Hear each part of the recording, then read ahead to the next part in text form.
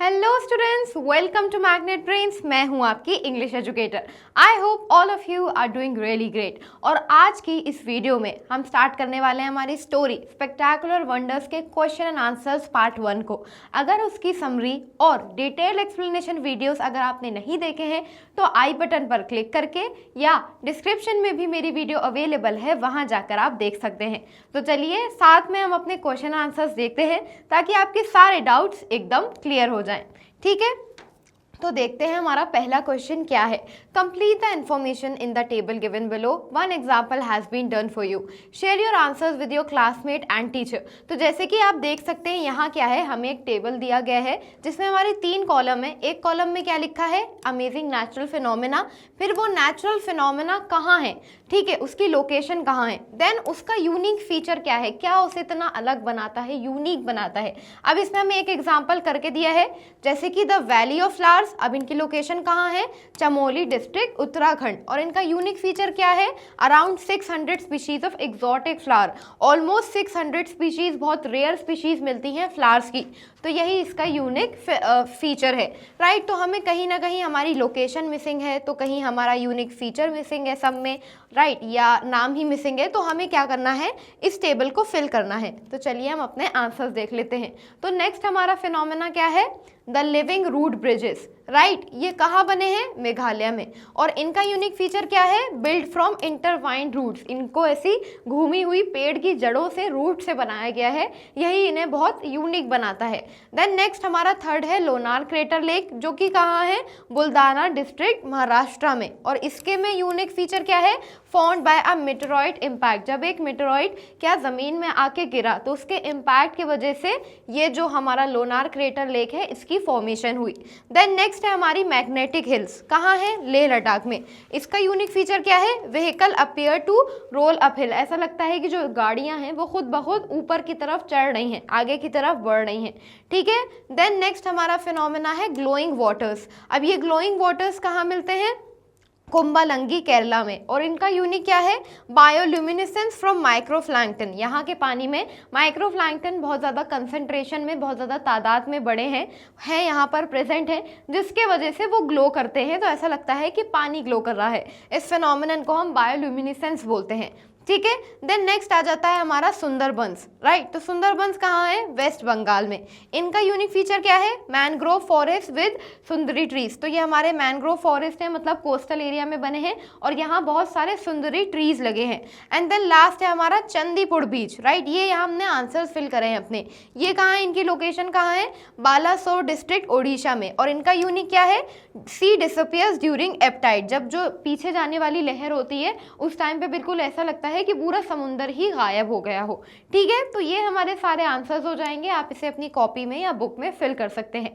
चलिए अब हम चलते हैं हमारे नेक्स्ट क्वेश्चन की तरफ। Read the given extract and answer the question that follow. यहाँ हमें एक एक्सट्रैक्ट दिया गया है, India is home to some of the most mystifying natural phenomena that surprise and spark our imagination। तो इंडिया एक ऐसी जगह है जहाँ बहुत ही रहस्यमय हमें नेचुरल फिनोमेनन्स देखने को मिलते हैं, फिनोमेना देखने को मिलता है जो कि हमें एकदम अचंभव कर देता है, सरप्राइज कर देता है और हमारी इमेजिनेशन में एक स्पार्क ला देता है कि यार ऐसा भी कुछ हो सकता है, राइट। हमारी इमेजिनेशन से बियॉन्ड चला जाता है। तो अब हमारा पहला क्वेश्चन क्या है, replace the underline phrase with one from the extract. तो यहाँ हमारा एक फ्रेज है जो कि है द बर्थ प्लेस ऑफ। तो यहाँ एक्सट्रैक्ट से हमें एक क्या हमारा वर्ड लेना है। तो ये हमारा सेंटेंस क्या है, India is the birthplace of several rare species of flora and fauna that thrive in its diverse ecosystem. तो यहाँ क्या आ जाएगा, होम टू। इंडिया एक ऐसी जगह है जहाँ हमें बहुत सारी रेयर स्पीशीज मिलती हैं फ्लावर्स की देखने के लिए, एनिमल्स की देखने के लिए, जो कि यहाँ सर्वाइव करती हैं, पनपती हैं इस डाइवर्स इकोसिस्टम में, ठीक है। तो यहाँ हमारा आंसर क्या हो जाएगा, होम टू। चलिए अब हम चलते हैं हमारे नेक्स्ट क्वेश्चन की तरफ। What does the phrase nature's unusual sight suggest about the phenomena describe. तो यहाँ एक हमारा ऐसे फ्रेज आया है कि नेचर का अनोखा साइट, एक अनदेखा साइट, अनयूजुअल, जो कि बहुत स्ट्रेंज है, बहुत अलग है। तो इससे उनका क्या मतलब है, it suggest rare and surprising natural event that we that are different from everyday nature. तो ये क्या दिखाता है, जो रेयर सरप्राइजिंग फीचर्स हैं नेचुरल के, राइट, हमारे नेचर के, जो कि अलग हैं, जो कि आपको हर जगह रोज एवरीडे लाइफ में देखने को नहीं मिलते। जैसे कि आप नॉर्मली बीचेस पे जाएंगे तो वो नॉर्मल बीचेस हैं, बट हमारे कुछ ऐसे बीचेस हैं जो कि ग्लो करते हैं, तो ये क्या है, बहुत रेयर हैं, हर जगह नहीं मिलते हैं, बहुत अमेजिंग है, बहुत मेस्मराइजिंग है, ठीक है, जो कि हमें सरप्राइज कर देते हैं, अचंभव में डाल देते हैं। तो इसलिए उन्होंने इस फ्रेज का यूज करा। Next, complete the similarity by choosing the correct option. तो स्पार्क से क्या हुआ, एक हमारी इमेजिनेशन आ रही है, then inspiration, creativity, wonder, amazement, effort, reward, knowledge, books. तो यहाँ क्या आ जाएगा हमारा, वंडर, अमेजमेंट, क्योंकि आप किसी चीज़ को देख के एकदम सरप्राइज हो जाते हैं, वंडर करने लगते हैं, तो आप एकदम अमेजमेंट में आ जाते हैं, right. Next, identify whether the following statement is true और फॉल्स। तो यहाँ हमारा एक स्टेटमेंट दिया है कि कुछ नेचुरल फिनोमेना लोगों को सरप्राइज कर सकते हैं, तो ऑफ कोर्स ये बहुत ट्रू सी बात है, राइट। ये फिनोमेना से इतने हमारे लिए सरप्राइजिंग थे कि हम भी इसको देख के सरप्राइज हो गए थे, तो ये बात ट्रू है। Next, have you seen things disappearing right in front of your eyes? Well, such thing happens in time when we keep things at some place and just forgot where we have kept them. तो क्या कभी आपके सामने ऐसा हुआ है कि चीज़ें आपकी ही नज़रों से गायब हो जाएं? हाँ, अक्सर ऐसा हमारे साथ तब होता है जब हम चीज़ों को कहीं रख कर भूल जाते हैं और हम उन्हें ढूंढ नहीं पाते हैं। But what if there is a sea that disappear, but अगर मैं आपसे कहूँ कि एक पूरा का पूरा समुंदर ही गायब हो जाए, तो दिस हैपन्स इन ओडिशा। ये कहाँ होता है, उड़ीसा में। It is a beach in the Balasore district where one can witness the sea disappearing mysteriously. तो उड़ीसा में बालासोर में डिस्ट्रिक्ट में एक ऐसा बीच है जहाँ इंसान अपनी नज़रों के सामने, अपनी आंखों के सामने से ही समुद्र को गायब होते हुए देख सकता है। द चंदीपुर बीच, कौन सा बीच है, the Chandipur beach, which is known for its unique feature of playing hide and seek with its visitor. जो कि अपने एक बहुत ही अनोखे फीचर के लिए जाना जाता है कि जैसे वो छुपन छुपाई खेल रहा हो अपने विजिटर्स के साथ, अपने मेहमानों के साथ, जो भी वहाँ उस जगह को विजिट करने आते हैं, ठीक है। तो यहाँ आपने अपना ये एक्सट्रैक्ट पढ़ लिया है। अब हम अपने आगे के क्वेश्चन देखते हैं। Complete the following sentences, suitable reason के साथ हमें अपना ये सेंटेंस पूरा करना है। The writer's most likely purpose to introduce the information about the Chandipur beach phenomenon with the question is to. तो जैसे कि जब हमने अपना ये एक्सट्रैक्ट पढ़ा तो यहाँ स्टार्टिंग में उन्होंने हमसे क्वेश्चन पूछा, फिर यहाँ भी हमसे क्वेश्चन पूछा। तो इस क्वेश्चन का रीजन क्या हो सकता है, उन्होंने ये क्वेश्चन क्यों पूछा? तो इसका आंसर क्या हो जाएगा, to engage the reader's curiosity. हमारे अंदर एक क्यूरियोसिटी आई ना कि पूरा का पूरा बीच ही गायब हो जाए। क्या आपके साथ कभी ऐसा हुआ है कि कुछ घुमाओ तो हम थोड़ा क्यूरियस हो रहे हैं और एक सेंस ऑफ सस्पेंस आ रहा है कि यार एक पूरा का पूरा बीच कैसे गायब हो जाता है? तो एक क्यूरियोसिटी आ रही है हमारे अंदर और थोड़ा सा सस्पेंस आ रहा है कि पता नहीं आगे क्या होगा, कौन सा ऐसा बीच है जो कि पूरा का ही पूरा समुद्र गायब हो जाए, ठीक है। तो ये हमारा आंसर हो जाएगा। Next, select the option that is correct for both assertion and reason. Chandipur beach in Odisha is known for its unique feature of the sea disappearing. तो चंदीपुर बीच जो कि ओडिशा में बना है वो कौन से फीचर के लिए फेमस है कि जो समुंदर है वो पूरा ऐसे गायब सा हो जाता है, डिसअपियर हो जाता है। अब रीजन क्या दिया है, the tides retreat drastically exposing the Chandipur beach, क्योंकि वहाँ की जो टाइड्स हैं वो बहुत दूर दूर तक पीछे जाती हैं। जब जो पीछे जाने वाली जो टाइड होती है वो इतना ज़्यादा उसमें पानी पीछे चला जाता है कि पूरा एकदम ऐसे बीच दिखने लगता है और उसी की वजह से ऐसा लगता है कि समुद्र गायब हो गया। तो हमारा करेक्ट आंसर क्या हो जाएगा, both A and R true and R is the correct explanation, क्योंकि ये बात बिल्कुल सच है। वो टाइड्स इतनी ज़्यादा पीछे चली जाती हैं, अराउंड 2 to 5 किलोमीटर्स वो पीछे चली जाती हैं कि पूरा बीच एक्सपोज हो जाता है और ऐसा लगता है कि समुद्र हमारे सामने है ही नहीं, हमारी नज़रों के सामने से ही गायब हो गया, ठीक है। Next, What does the term unique suggest about beach in Balasore? तो यूनिक मतलब क्या होता है, कोई चीज़ जो कि बहुत अनोखी सी होती है, रेयर सी होती है।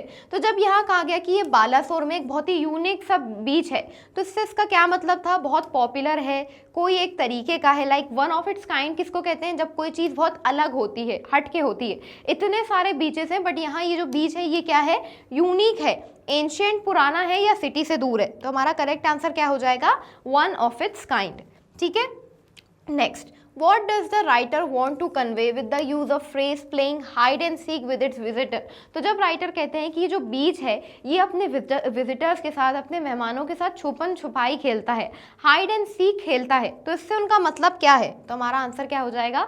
Eight Chandipur beach the sea disappears and come back with the tides. अब चंदीपुर बीच पे क्या होता है, जो समुद्र है वो गायब हो जाता है और टाइड्स के साथ वापस आता है, which looks magical and playful like a game of hide and seek. क्योंकि जब समुद्र का पानी पीछे जाता है तो वो एकदम गायब सा हो जाता है, तो आपकी नज़रों के सामने से डिसअपियर हो जाता है और फिर वापस आता है, तो ऐसा लगता है जैसे वो आपके साथ छुपन छुपाई खेल रहा हो, आ रहा हो जा रहा हो।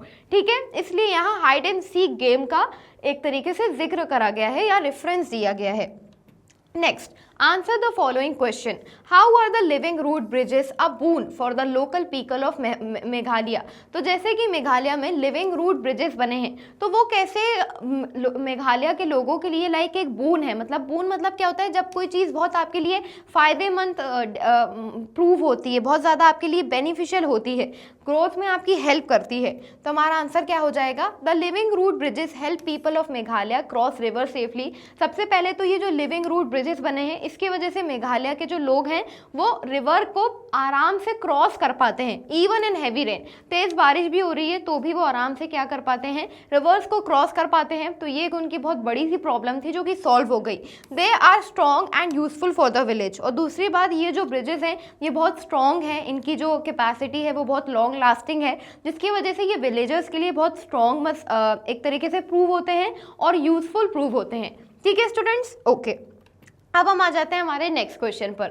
Y is the Lonar crater lake considered a remarkable and rare sight? तो लोनार क्रेटर लेक को एक बहुत ही ज़्यादा शानदार और एक रेयर साइट माना जाता है, ऐसा नज़ारा जो कि हर जगह देखने को नहीं मिलता। तो इसका हमारा आंसर क्या हो जाएगा? The Lonar crater lake is remarkable and rare because ये इतना शानदार और इतना अनोखा इसलिए है क्योंकि it is formed by a meteor strike thousands of year ago. जब एक मेटियोर आके ज़मीन में पड़ा और जब वो टकराए तो उसके कोलिजन की वजह से, जब उसने ज़मीन को स्ट्राइक करा, अर्थ को स्ट्राइक करा, तो इसके वजह से इसकी फॉर्मेशन हुई आज नहीं बल्कि हज़ारों साल पहले। And it has both salty and fresh water in one place. और एक और यूनिक फीचर क्या है कि इसके अंदर खरा पानी भी है और फ्रेश वाटर भी है। तो इसी वजह से ये जो देखने में और ये जो जगह है, जो हमारा लोनार क्रेटर लेक है, वो इतना ज़्यादा रेयर है और रिमार्केबल है। ठीक है स्टूडेंट्स, अब हम आ जाते हैं हमारे नेक्स्ट क्वेश्चन पर। What might be the writers purpose of highlighting the of inspiring natural wonders of India? ठीक है, तो जब राइटर ने इन सारी जगहों को मेंशन करा है, इनको हाईलाइट करा है जो कि इंडिया में अवेलेबल है, प्रेजेंट है, तो इससे उनका क्या मकसद हो सकता है? To shows India's unique landscape, spark curiosity and encourage appreciation of nature. ताकि इंडिया में कितनी कितने यूनिक लैंडस्केप्स हैं उसके बारे में बता सके वो। मैग्नेटिक हिल्स ऑफ लद्दाख हो गया, ग्लोइंग सी हो गया, कुछ भी हो गया, राइट, ग्लोइंग बीच हो गया। तो इससे एक तो वो इंडिया के यूनिक फीचर्स, लैंडस्केप के बारे में बताना चाहते थे, कितनी अलग अलग तरीके की यहाँ डाइवर्सिटी है, ऐसी चीज़ें देखने को मिलती हैं। फिर एक हमारी क्यूरियोसिटी कि हमारे अंदर की यार ऐसी भी जगह हैं और हमारा भी मन करे कि हम भी एक्सप्लोर करें, ट्रैवल करें, ऐसी जगह को देखें। और दूसरा, फिर हम अपने नेचर को भी अप्रिशिएट करें कि नेचर हमें कितनी ब्यूटीफुल और इंटरेस्टिंग चीज़ें देखने को देता है, राइट। ठीक है, okay. Next, the writer uses descriptive language and introductory question for some of the natural phenomena. What impact does it have on the readers? तो throughout the हमने जो स्टोरी पढ़ी थी, यहाँ जो लैंग्वेज थी बहुत डिस्क्रिप्टिव थी, मतलब हर चीज़ को बहुत ही प्रॉपर वे में डिस्क्राइब करा गया। और बहुत सारा जब किसी प्लेस के बारे में बताया गया तो उसके लिए स्टार्टिंग में सवाल पूछे गए, क्वेश्चन पूछे गए। तो इससे एज अ रीडर हमारे ऊपर क्या इम्पैक्ट पड़ता है? तो हमारा आंसर क्या हो जाएगा? It catches attention. सबसे पहले हमारा एक अटेंशन कैच होता है क्योंकि स्टार्टिंग में ही वो सवाल पूछ लेते हैं। जैसे कि जब लिविंग रूट ब्रिजेस का हमने रीड करा तो उसमें क्या था कि अगर मैं आपसे कहूँ कि आपको एक ब्रिज बनाना हो बिना सीमेंट और कंक्रीट के, तो इंसान एकदम से अटेंशन में आ जाता है कि ये क्या कह रहा है यार, इंसान सोचने लगता है। तो सबसे पहले हमारा अटेंशन ग्रैब होता है, मेकिंग द सीन क्लियर। और इतनी डिस्क्रिप्टिव लैंग्वेज वो यूज़ करते हैं कि हमारे माइंड में एक इमेज क्रिएट होती है, हम हर चीज़ इमेजिन कर पाते हैं। And help readers imagine better. जैसे कि मैंने कहा, हम चीज़ों को और रिलेट कर पाते हैं, इमेजिन कर पाते हैं। ठीक है, okay next, which of these unusual phenomena did you find most interesting and why? तो इन सारे अनयूजुअल फिनोमेना से सबसे ज़्यादा आपको दिलचस्प कौन सा लगा? तो चलिए एक बार हम अपना आंसर देखते हैं। आपको जो सबसे इंटरेस्टिंग लगा वो आप मुझे कमेंट सेक्शन में अपनी चॉइसेस के हिसाब से बता सकते हैं। The living root bridge, they are built naturally by intertwining roots. मुझे सबसे ज़्यादा यूनिक लिविंग रूट ब्रिजेस लगा क्योंकि वहाँ रूट्स को ऐसे इंटरवाइन करके बनाया गया जो कि बहुत ही अमेजिंग था, राइट। एक रूट से ब्रिज बनाना सुन के एकदम ऐसे जादू जैसा लगता है। Showing human creativity and harmony with nature, कि कैसे इंसान क्रिएटिव है और इवन नेचर के साथ मिलकर हम कितनी अच्छी चीज़ें बना सकते हैं। ज़रूरी नहीं है कि हमें कुछ करना हो तो हम पेड़ को ही काटें, बल्कि उनकी जड़ों से भी ब्रिजेस बना सकते हैं, ठीक है। ओके चलिए अब हम चलते हैं हमारे नेक्स्ट क्वेश्चन पर। Fill in the blanks with the correct expression from the text given in the below. तो यहाँ क्या है, हमारे बॉक्स में कुछ ऐसे एक्सप्रेशंस दिए गए हैं जो कि हमारी स्टोरी से लिए गए हैं, टेक्स्ट से लिए गए हैं। तो इनको क्या करना है, हमें इन ब्लैंक्स में भरना है। I have read many stories to name a few. मैंने कहानियाँ तो बहुत सारी पढ़ी हैं बट बताने के लिए कुछ एक आधी हैं, कुछ ही एग्जाम्पल्स हैं देने के लिए। टू नेम अ फ्यू मतलब क्या होता है, कुछ एग्जाम्पल्स देने के लिए। कहते हैं ना कि मैंने किताबें तो बहुत सारी पढ़ी हैं यार, मुझे सबका नाम नहीं याद है। टू नेम अ फ्यू, मैंने मूवीज तो बहुत सारी देखी हैं बट सबकी नाम नहीं याद होगा ना आपको। Then do you know when this little town came into existence. Came into existence का मतलब होता है कि इस चीज़ की शुरुआत कैसे हुई या इसकी बिगिनिंग कैसे हुई, उसे हम बोलते हैं केम इनटू एग्जिस्टेंस। तो यहाँ हमारा सेंटेंस क्या है कि क्या आपको पता है कि ये जो छोटा सा टाउन है ये कब से एग्जिस्ट करता है, ये कब से बना। Then his hard work has helped him to no end. To no end मतलब क्या होता है, जिसकी कोई हद ही ना हो, मतलब सेंटेंस में एक्सप्रेशन में ही आ रहा है नो एंड, जिसकी कोई लिमिट ही ना हो। तो उसकी मेहनत ने उसकी बहुत ज़्यादा हेल्प करी, बहुत हद तक हेल्प करी, लाइक लिमिट ही नहीं है, उसको कामयाबी मिलती ही गई। There are no simple solution to the age old problem of traffic jams. तो एज ओल्ड प्रॉब्लम मतलब क्या होता है कि कोई ऐसी प्रॉब्लम जो कि पीढ़ियों से पास ऑन होती जा रही है, बहुत पुरानी, बहुत एंशिएंट प्रॉब्लम है। तो यहाँ हमारे सेंटेंस का क्या मतलब है कि ये जो ट्रैफिक जाम जो होता है तो इस पुरानी सी प्रॉब्लम का कोई सल्यूशन ही नहीं है, ठीक है। तो ये हमारे आंसर्स हो जाएंगे students. Next, he open the ancient box and stared at the treasure in disbelief. उसने वो पुराना सा डब्बा खोला और उसके अंदर जो खजाना था उसको वो एकदम ऐसे डिसबिलीव, एकदम सरप्राइज होके देखने लगा। डिसबिलीव मतलब क्या होता है, जब आपको यकीन ही ना हो कि यार ऐसा भी कुछ हो सकता है, राइट। आप एक बॉक्स खोले और उसमें खजाना निकल जाए तो आप भी एकदम सरप्राइज हो जाएंगे, आपको यकीन नहीं होगा। तो डिसबिलीव मतलब क्या होता है, किसी चीज़ पर लाइक यकीन ही ना होना, भरोसा ही ना होना। The garden is in full glory in spring with lots of beautiful flowers in Bloom. In full glory मतलब होता है कि जब कोई चीज़ अपनी बेस्ट कंडीशन में हो, एक तरीके से अपनी शान में हो, बेस्ट वे में हो, सबसे प्रिटी वे में हो, ब्यूटीफुल वे में हो। तो जो गार्डन है ये सबसे ज़्यादा अपनी शान में कब होता है, ये सबसे ज़्यादा खूबसूरत कब लगता है, जब जो फ्लावर्स हैं वो खिलते हैं, ब्लूम करते हैं, उस टाइम पे जो गार्डन है वो बहुत प्रिटी लगता है, ठीक है। ओके चलिए अब हम चलते हैं हमारे नेक्स्ट क्वेश्चन की तरफ। Select the correct synonyms from the box given below that match the list of words from 1 to 5। You may refer to a thesaurus. ठीक है, तो यहाँ क्या है, यहाँ हमारे कुछ वर्ड्स दिए गए हैं और यहाँ इन बॉक्स से लेके हमें हमारे क्या करने हैं, हमारे सिनोनिम्स लिखने हैं, ठीक है। और अगर आपको नीड पड़े तो आप एक थिसॉरस को भी प्रेफर कर सकते हैं। थिसॉरस हमारी एक तरीके की डिक्शनरी होती है जहाँ आपको एक वर्ड के लिए बहुत सारे सिनोनिम्स मिल जाते हैं। अब जैसे कि मिस्टीरियस, पजलिंग, बैफलिंग, तो इन तीनों का मतलब क्या है। मिस्टीरियस मतलब कोई बहुत ही रहस्यमय चीज़, पजलिंग मतलब जो आपको समझ में ना आए, और बैफलिंग मतलब भी होता है जो कि आप समझ ही ना पाएं कि क्या मतलब है। पजलिंग मतलब जो चीज़ आपको कंफ्यूज कर दे। तो इसका हमारा सिनोनिम मतलब क्या हो जाएगा, एनिग्मेटिक, क्योंकि एनिग्मेटिक मतलब भी होता है कि आप कोई चीज़ को समझ नहीं पाएँ, अंडरस्टैंड नहीं कर पाएँ। देन माइटी, जाइगैंटिक, ह्यूज, इन तीनों का मतलब होता है कि कोई चीज़ जब साइज में बहुत ज़्यादा बड़ी हो, तो इसका हमारा सिनोनिम हो जाएगा कोलोसल, ठीक है। कोलोसल मतलब भी होता है साइज में बहुत बड़ी। देन ब्रेथ टेकिंग, स्टनिंग और इंस्पायरिंग, तो इन तीनों का मतलब होता है जब कोई चीज़ देखने में बहुत ज़्यादा ब्यूटीफुल हो। कहते हैं ना ब्रेथ टेकिंग मतलब वाओ, एकदम से जो सांस निकलती है उसे हम ब्रेथ टेकिंग कहते हैं। स्टनिंग मतलब भी होता है बहुत ही अट्रैक्टिव, बहुत ही ब्यूटीफुल, और ऑ इंस्पायरिंग मतलब भी होता है। तो यहाँ हमारा क्या आ जाएगा, स्पेक्टैकुलर, क्योंकि स्पेक्टैकुलर मतलब भी होता है एक बहुत ही शानदार नज़ारा, एक बहुत ही ब्यूटीफुल सा नज़ारा। देन पीसफुल, काम एंड ट्रैंक्विल, इन तीनों का मतलब होता है सुकून, पीस, तो इससे हमारा सिमिलर क्या हो जाएगा, सिनोनिम क्या हो जाएगा, सीरीन। सीरीन मतलब भी होता है शांति, सुकून, peaceful. Then next unusual, peculiar, foreign, कोई चीज़ जो कि अलग हो, स्ट्रेंज हो, पेक्यूलर हो, फॉरेन हो, मतलब नॉर्मल नहीं हो, तो इसका हमारा हो जाएगा एग्जॉटिक, राइट। हमने अपने टेक्स्ट में भी पढ़ा था एग्जॉटिक फ्लावर्स, ऐसे फ्लावर्स जो कि हर जगह नहीं मिलते हैं, रेयर हैं, एग्जॉटिक हैं, ठीक है। तो ये हमारे आंसर्स हो जाएंगे। अब हम चलते हैं हमारे नेक्स्ट क्वेश्चन की तरफ। The expression hide and seek and flora and fauna are used in the text. तो जैसे कि हमने अपनी हर स्टोरी पढ़ी तो कुछ ऐसे एक्सप्रेशन यूज करे गए जैसे कि छुपन छुपाई, हाइड एंड सीक, फ्लोरा और फौना, इनको क्या टेक्स्ट में यूज करा गया है, तो इन्हें हम क्या बोलते हैं, बायनोमियल्स बोलते हैं। A pair of fix words joined by and और, जब हम क्या करते हैं, दो वर्ड्स को साथ में ज्वाइन करते हैं या एंड यूज करके या और यूज करके। द बायनोमियल्स आर मोस्टली सिनोनिम्स, या तो ये सिनोनिम्स भी हो सकते हैं, एंटोनिम्स भी हो सकते हैं, राइम भी कर सकते हैं एक दूसरे के साथ, और सेम साउंड वर्ड्स एलिट्रेशन भी हो सकते हैं। जैसे कि हाइड एंड सीक एक दूसरे के क्या है, एंटोनिम है। हाइड मतलब क्या होता है, छुपना, सीक मतलब क्या होता है, ढूंढना, तो वो उसका कंप्लीटली अपोजिट है, और यहाँ इसको किससे ज्वाइन करा गया है, एंड से।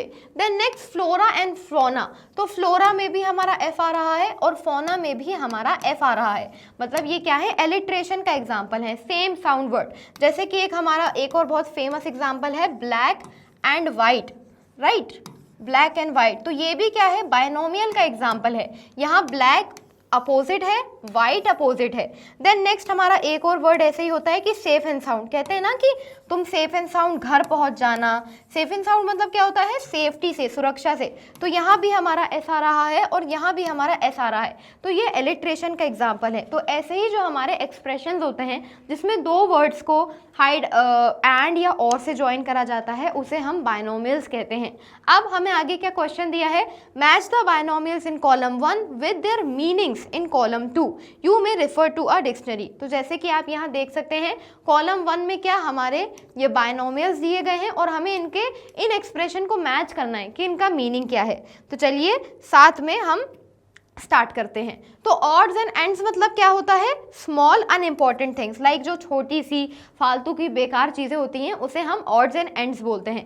देन उसके बाद ऑन एंड ऑफ मतलब समटाइम्स, ओकेजनली, कभी कभी किसी चीज़ को करना, रेयरली। देन उसके बाद mix and match, mix and match मतलब क्या होता है, put different things together to get a range of possibilities. जब आप कहते हैं ना, जैसे लड़कियां बड़ा ही फेमस डायलॉग कहती हैं कि मैं अपने आउटफिट मिक्स एंड मैच करती हूँ, ब्लैक टी शर्ट के साथ ब्लू जीन्स, वाइट जीन्स, तो उसे हम मिक्स एंड मैच कहते हैं। जब आप अलग अलग चीज़ों को कंबाइन करके देखें कि कैसा लुक बन रहा है, क्या पॉसिबिलिटीज आ रही हैं। देन नेक्स्ट है हमारा ऑल और नथिंग, तो ऑल और नथिंग किससे मैच हो जाएगा, something to be done completely or not at all. कहते हैं ना कि कोई चीज़ मतलब करनी है वरना कुछ नहीं, ये है तो है वरना कुछ नहीं, उसके लिए हम ऑल और नथिंग का यूज़ करते हैं। देन उसके बाद part and parcel, complete, part और बिलोंग टू।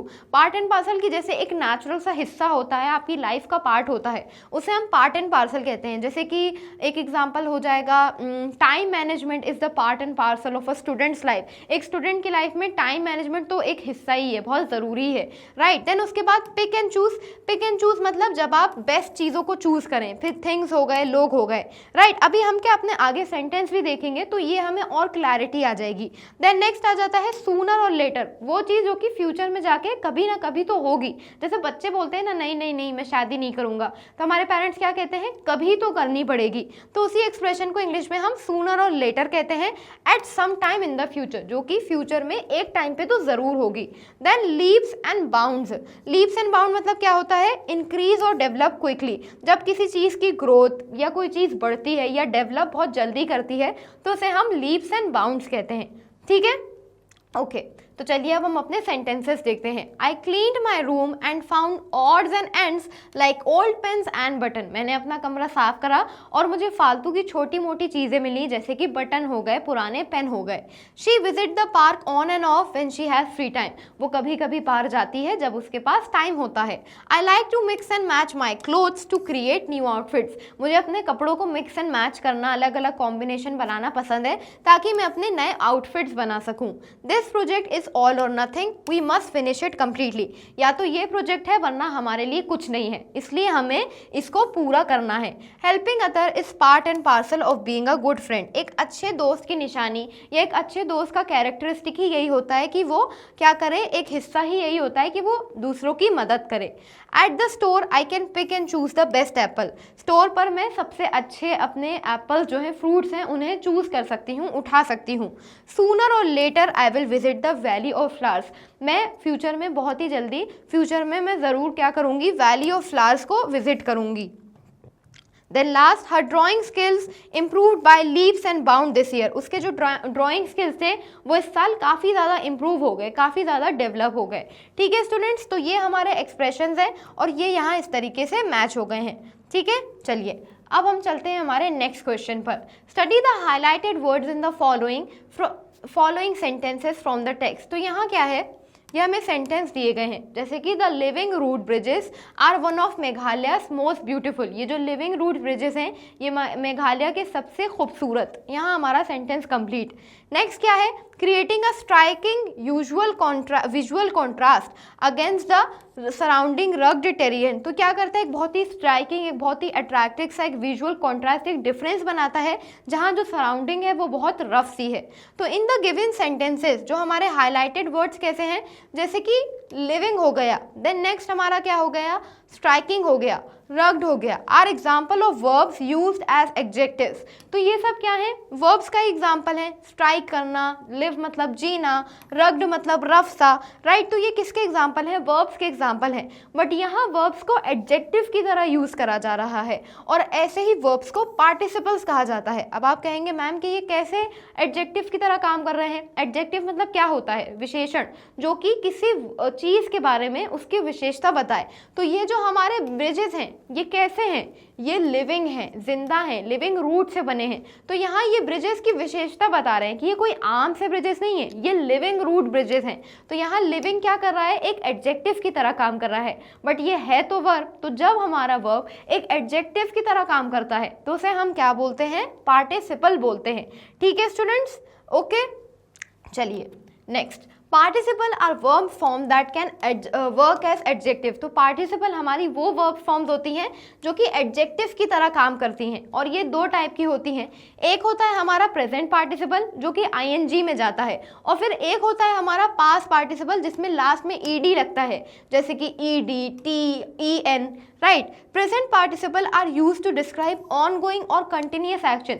अब प्रेजेंट पार्टिसिपल क्या डिस्क्राइब करते हैं, कोई एक्शन जो कि आपका कंटिन्यूसली हो रहा है, जैसे कि people have seen these lights moving quickly. लोगों ने इन लाइट्स को जल्दी जल्दी मूव करते हुए देखा है। तो ये लाइट्स कैसी हैं, जल्दी जल्दी मूव करती हैं, राइट। इस लाइट की विशेषता को बताया जा रहा है। इन रैंडम डायरेक्शन, अलग अलग डायरेक्शन में, but often hanging out in one spot for a while before fading. और फिर कुछ थोड़ी देर के लिए एक जगह रुकती हैं और फिर गायब हो जाती हैं, फेड हो जाती हैं। Past participle usually describe action that have already been completed. वहीं पास्ट पार्टिसिपल ऐसे एक्शंस को डिस्क्राइब करते हैं जो कि ऑलरेडी कंप्लीटेड हो चुके होते हैं, मतलब हो चुके होते हैं, राइट, कंप्लीट हो चुके होते हैं। जैसे कि when the vehicles are parked at the indicated spot, जब व्हीकल्स को पार्क कर दिया जाता है इंडिकेटेड स्पॉट्स पर, तो व्हीकल्स कहाँ हैं, पार्क्ड हैं। कहाँ पे पार्क्ड है, एक स्पेसिफिक स्पॉट पर, एक इंडिकेटेड स्पॉट पर। तो जो गाड़ियां हैं वो मूव करना शुरू कर देती हैं, किसकी, 20 किलोमीटर पर आवर की स्पीड से वो चलना शुरू कर देती हैं। ठीक है, ओके। तो चलिए अब हम क्या करते हैं, ये हमने समझ लिया है, अब हम अपनी एक्सरसाइज के थ्रू इसे और अच्छे से समझते हैं। Now fill in the blanks using present participle और पास्ट पार्टिसिपल। तो यहाँ क्या करना है, हमें प्रेजेंट पार्टिसिपल यूज करके या पास्ट पार्टिसिपल को यूज करके इन बॉक्सेस को भरना है। तो चलिए स्टार्ट करते हैं। तो यहाँ क्या आ जाएगा, the glowing marble mountain looks even more spectacular in the moonlight. जो चमकता हुआ सा मार्बल मॉन्यूमेंट था वो रात में और ज़्यादा शानदार लग रहा था चांद की रोशनी में। तो मार्बल कैसा था, चमकता हुआ सा था। तो ये क्या है, हमारा पार्टिसिपल है, present participle, right. Then next, the amazing view of the Himalayas from Darjeeling attract visitor from all over the world. तो जो इतना शानदार व्यू देखने को मिलता है हिमालय से, उसके वजह से पूरी दुनिया से बहुत सारे टूरिस्ट आते हैं, विजिटर्स अट्रैक्ट होते हैं। Then the sun temple in Konark features intricately carved stone wheels and walls. तो जो सन टेम्पल है जो कोणार्क में बना है वो कैसा है, उसमें बहुत ही इंटीग्रेटली, बहुत ही डिटेल में कार्विंग्स है, किसकी, स्टोन व्हील्स की और वॉल्स की। Then next, standing at a height of 182 kilometre the Statue of Unity is dedicated to Sardar Vallabh भाई पटेल। जो स्टैचू ऑफ यूनिटी है जो कि 182 मीटर की हाइट पर खड़ा हुआ है वो किसे डेडिकेट करा गया है, सरदार वल्लभ भाई पटेल को। Then next, the Scattered islands of the Andaman and Nicobar offer some of the cleanest beaches in India। तो जो फैले हुए आइलैंड्स हैं किसके, अंडमान और निकोबार के, ये सबसे क्लीनेस्ट बीचेस हैं इंडिया में। तो जो आइलैंड्स हैं वो कैसे हैं, फैले हुए हैं, स्कैटर्ड हैं, पास्ट पार्टिसिपल, ठीक है, ओके। चलिए अब हम चलते हैं हमारे नेक्स्ट क्वेश्चन पर। Study the highlighted words in the following sentences from the text, right. तो यहाँ हमारे सेंटेंसेस हाईलाइटेड हैं, ठीक है। Crossing the many waterways without bridges was difficult for people in the past during monsoon. जब उन्हें इन पानी के रास्तों को क्रॉस करना रहता था तो बहुत मुश्किल होता था क्योंकि हैवी रेनफॉल होता था। In the given sentences, the highlighted word crossing is one example of a verb used as a noun। तो जैसे कि आप देख रहे हैं ये जो हमारा sentences है, राइट, यहाँ ये जो हमारे sentence में जो हमारा word है crossing, उसको highlight करा गया है। तो ये क्या है, एक वर्ब है। क्रॉस मतलब क्या होता है, किसी जगह को ऐसे क्रॉस कर लेना, तो ये एक वर्ब है। बट यहाँ ये जो हमारा वर्ब है ये एक नाउन की तरह एक्ट कर रहा है, और जब हमारा वर्ब एक नाउन की तरह एक्ट करता है सच वर्ब्स आर कॉल्ड जेरेंड, और ऐसे ही हमारे वर्ब्स को हम जेरेंड कहते हैं। अब आप कहेंगे कैसे मैम, तो जैसे कि हमारा एक ये एग्जाम्पल देखिए, रनिंग इज फन, दौड़ना मजेदार है। तो रन मतलब क्या है, रन हमारा एक वर्ब है, दौड़ना। बट अभी मैं क्या कह रही हूँ, दौड़ना मजेदार है। कौन सी एक्टिविटी मजेदार है, उस एक्टिविटी का नाम क्या है, वो है रनिंग। तो यहाँ हम रनिंग एज अ एक्शन नहीं ले रहे हैं बल्कि एज अ नाउन ले रहे हैं कि कौन सी एक्टिविटी मजेदार है, रनिंग। तो जब हमारा वर्ब एक नाउन की तरह एक्ट करता है तो उसे हम जेरेंड कहते हैं, ठीक है। चलिए और अच्छे से समझते हैं। Gerund are verbs form that function as noun. Gerund हमारे वो वर्ब फॉर्म्स होते हैं जो कि नाउन्स की तरह एक्ट करते हैं और आईएनजी के साथ हमेशा खत्म होते हैं, ठीक है। जैसे कि रनिंग इज फन, दौड़ना मजेदार है। They can serve as the subject, complement और object in a sentence as well as the object of a preposition. वो सब्जेक्ट के बारे में वो सब्जेक्ट की तरह काम कर सकते हैं, सब्जेक्ट के बारे में और ज़्यादा बता सकते हैं, ऑब्जेक्ट की तरह काम कर सकते हैं, और इवन किसी ऑब्जेक्ट की प्रपोजिशन में भी साथ में वो लगते हैं, एज अ प्रपोजिशन करते हैं। जैसे कि swimming is my favourite hobby, swimming करना मेरी फेवरेट हॉबी है। अब यहाँ स्विम एक वर्ब है बट यहाँ वो एक एक्शन की तरह नहीं हो रही। मैं ये नहीं कह रही हूँ कि आई एम स्विमिंग, तो ये हमारा वर्ब कहलाएगा कि मैं तैर रही हूँ। मैं क्या बोल रही हूँ, swimming is my favourite hobby. मेरी फेवरेट हॉबी क्या है, कौन सी एक्टिविटी है, स्विमिंग है। तो यहाँ ये एक जेरेंड का एग्जाम्पल है। Then next, her passion is painting. उसका पैशन क्या है, कौन सी एक्टिविटी उसका पैशन है, पेंटिंग। यहाँ ये नाउन की तरह एक्ट कर रहा है, gerund. Then I enjoy reading books in my free time. Free time में मुझे क्या करना पसंद है, किताबें पढ़ना, रीड करना, तो reading. Then she is interested in learning new languages. उसे नई नई लैंग्वेजेस सीखने का शौक है। तो उसे क्या सीखने का शौक है, किस में इंटरेस्ट है, लर्निंग में, न्यू लैंग्वेजेस सीखने में, लर्न करने में उसे शौक है। नई लैंग्वेजेस क्या, बोलने का शौक है, लिखने का शौक है, तो यहाँ लर्निंग आ जाएगा, ठीक है। तो ये सब क्या है, हमारे जेरेंड के एग्जाम्पल हैं। Shekhar avoided talking about his weekend plans. Shekhar अपने वीकेंड प्लान्स के बारे में बात करने से पीछे हट रहा था। वो वीकेंड प्लान्स को क्या कर रहा था, मतलब कुछ भी कर रहा था, तो टॉकिंग कराई, बात करने से वो पीछे हट रहा था। तो ये सब हमारे जेरेंड के एग्जाम्पल हैं। Now underline the gerunds and participle in the following sentences. Write G for gerunds and P for participle in the space provided. One example has been done for you. ठीक है, तो जैसे कि आपको दिख रहा है स्क्रीन पर, यहाँ हमें कुछ हमारे gerunds हैं और कुछ हमारे participle हैं, और हमें क्या करना है, उन्हें अंडरलाइन करना है और लिखना है कि ये gerund है या participle है। जैसे कि dancing is a great way to express emotion. Dancing एक बहुत शानदार तरीका है अपने इमोशंस को एक्सप्रेस करने का। तो यहाँ जो डांसिंग है वो एक जेरेंड की तरह काम कर रहा है, एक नाउन की तरह काम कर रहा है। क्या है शानदार तरीका अपने आप को एक्सप्रेस करने का, अपने इमोशन को एक्सप्रेस करने का, डांसिंग। तो यहाँ जो डांसिंग है वो एक नाउन की तरह एक्ट कर रहा है, इसलिए ये जेरेंड का एग्जाम्पल है। तो स्टूडेंट्स एक बार आप इसको पढ़िए, फिर आगे हम इसको कंटिन्यू करते हैं। ओके, आप एक बार इनके एग्जाम्पल्स को समझने की कोशिश करिए।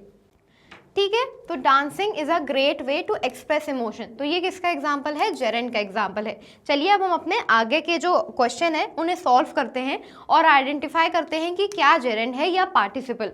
Travelling can broaden your perspective, तो ट्रैवलिंग आपके नज़रिए को और ज़्यादा ब्रॉडन कर देती है, बढ़ा देती है। तो कौन सी ऐसी एक्टिविटी है जो कि आपकी पर्सपेक्टिव को, आपके नज़रिए को ब्रॉड कर रही है? ट्रैवलिंग, इसलिए ये क्या हो जाएगा? अगेन जेरेंड का एग्जाम्पल हो जाएगा। Then the following leaves signal the arrival of autumn, तो यहाँ गिरते हुए पत्तों ने इशारा दिया कि ऑटम आ रहा है। तो पत्ते कैसे हैं? गिर रहे हैं, तो यहाँ ये एडजेक्टिव की तरह काम कर रहा है। तो ये किसका एग्जाम्पल हो गया? पार्टिसिपल का। She enjoys cooking new recipes for her family, वो एंजॉय करती है। कौन सी एक्टिविटी को वो एंजॉय कर रही है? उस एक्टिविटी का नाम क्या है? कुकिंग, जिसमें वो नई रेसिपीज बनाती है अपनी फैमिली के लिए। तो ये हमारा जेरेंड हो गया। Reading helps improve your vocabulary, तो कौन सी ऐसी एक्टिविटी है जिससे आपकी वोकैबुलरी इंप्रूव होती है? रीडिंग से। अगेन जेरेंड का example. He wanted the shimmering stars in the night sky, उसने वॉच्ड, उसने आसमान में चमकते हुए, झिलमिलाते हुए सितारे देखे रात में। तो स्टार्स कैसे हैं? झिलमिला रहे हैं, चमक रहे हैं, मतलब इसके बारे में और ज़्यादा बताया जा रहा है। तो ये क्या हो जाएगा? पार्टिसिपल का एग्जाम्पल हो जाएगा। Forgetting the keys inside, Kanchan lock the doors, चाबी भूलते हुए कंचन ने डोर को लॉक कर दिया। तो यहाँ क्या उसके स्टेट के बारे में बताया जा रहा है कि वो चाबी भूल गया।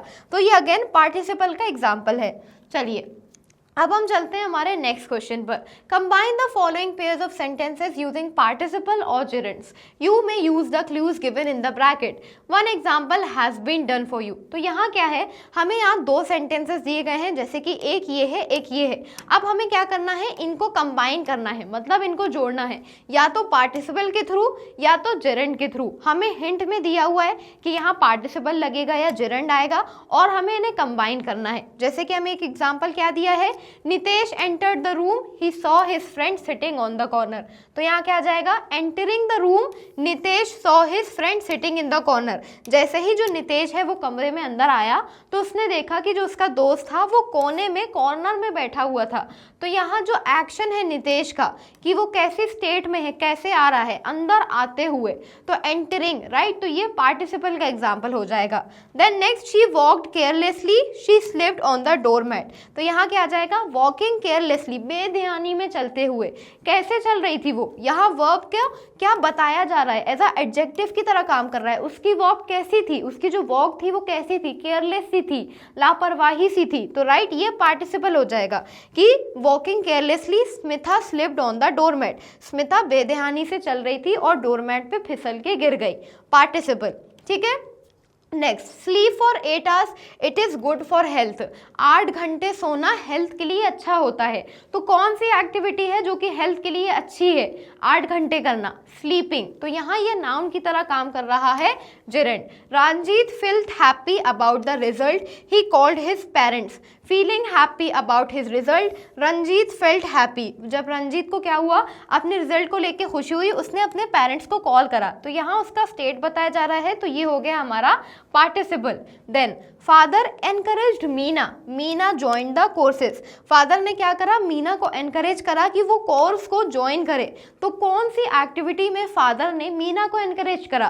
कोर्स पढ़ने में, कोर्स बेचने में, कोर्स ज्वाइन करने में। तो ये हमारा जेरेंड का एग्जाम्पल हो जाएगा। ठीक है स्टूडेंट्स, तो आई होप आपको जेरेंड और पार्टिसिपल क्या होता है ये अच्छे से समझ में आ गया होगा और आपके जितने भी डाउट्स हैं वो एकदम क्लियर हो गए होंगे। ठीक है, तो इसी के साथ ये जो हमारी वीडियो है ये भी पूरी कंप्लीट हो जाती है। अब आगे की ऐसे ही वीडियोस देखने के लिए आप हमारे चैनल, ऐप और वेबसाइट को विजिट कर सकते हैं। ये हमारे कुछ टॉप कोर्सेज हैं। For e notes and e books the link in the description. Magnet brains provide high quality education, वो भी बिल्कुल फ्री में। अब आपको करना है वीडियो को लाइक, चैनल को सब्सक्राइब और हाँ, कमेंट करना तो बिल्कुल नहीं भूलें। Thank you so much for watching.